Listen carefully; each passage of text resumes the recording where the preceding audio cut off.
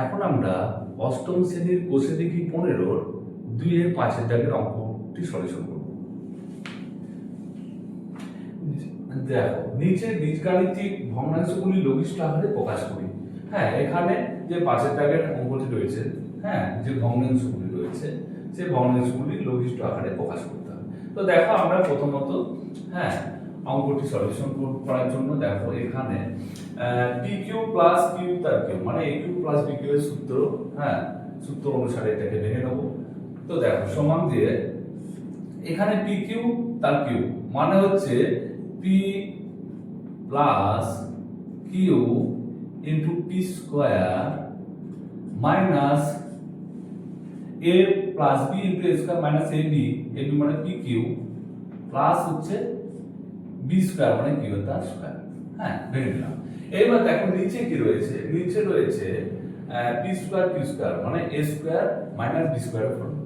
তো ভেঙে নিতে হবে, তাহলে a plus b into a minus b square minus b square.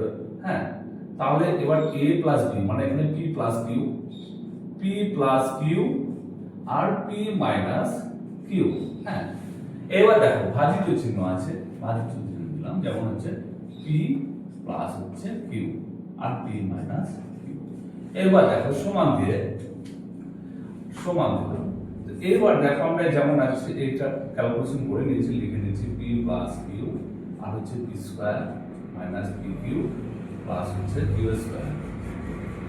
আর নিচে দেখো p প্লাস q আর p মাইনাস q।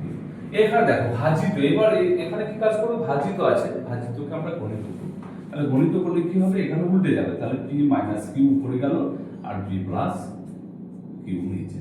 এবার আমরা কাটাকাটি করব। দেখো p প্লাস q এখানে আর p প্লাস q, আচ্ছা p মাইনাস q এটা গেল।